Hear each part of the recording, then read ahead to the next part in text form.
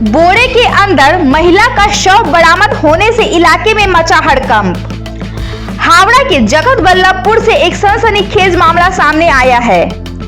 गुरुवार सुबह माजू मार घुड़ारी डेरेर बांध के पास एक बोरा पड़ा हुआ देखकर इलाके में हड़कंप मच गया।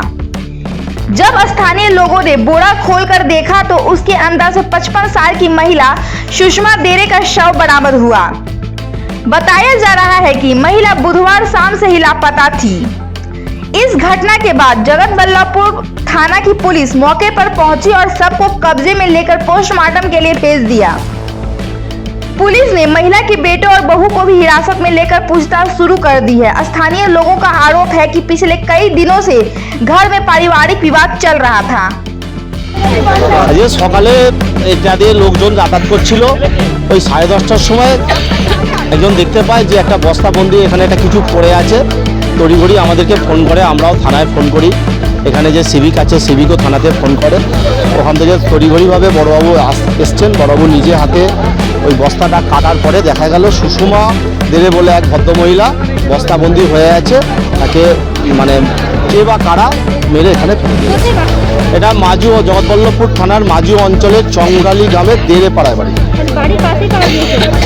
বাড়ির প্রায় ঢিলছোড়া দূরত্ব বলতে পারা যায় 350 থেকে 400 ফুটের মধ্যে বাড়িটা পাওয়া যাচ্ছে।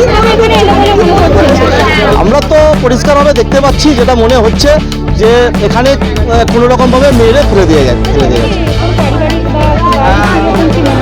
প্রশাসন আছে, তদন্ত হবে যেটা দেখা যাবে। আমরা চাইছি যে বা যারা এই বডিটাকে ফেলে দিয়ে গেছে তারা আইনগতভাবে শাস্তি পাবে। সেটা আমরা এখন বলতে পারবো না।